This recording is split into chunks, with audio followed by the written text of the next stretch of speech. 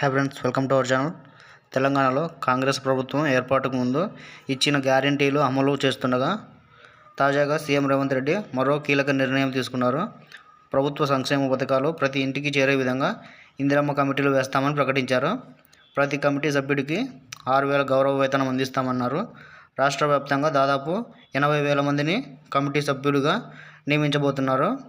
ఏపీలో టీడీపీ హయాంలో జన్మభూమి కమిటీలు, ప్రస్తుత వైసీపీ ప్రభుత్వంలో వాలంటీర్ల మాదిరిగా తెలంగాణలో ఇందిరమ్మ కమిటీలు పనిచేస్తాయి. ఈ కమిటీలను కాంగ్రెస్ కేడర్తో ఏర్పాటు చేయనున్నారు. ప్రభుత్వ సంక్షేమ పథకాలు, పింఛన్లు ప్రతి ఇంటికి చేరే విధంగా ఇందిరమ్మ కమిటీలు వేస్తామని ప్రకటించారు. త్వరలోనే దీనిపై కార్యాచరణ ప్రారంభిస్తామని, ఎంపీ ఎన్నికలు అయిపోయిన వెంటనే జూన్ మొదటి వారంలో లోకల్ బాడీ ఎన్నికలు నిర్వహిస్తామని సీఎం రేవంత్ రెడ్డి గారు వెల్లడించారు. మరిన్ని అప్డేట్స్ కోసం మన ఛానల్ సబ్స్క్రైబ్ చేసుకోండి. Thank you for watching.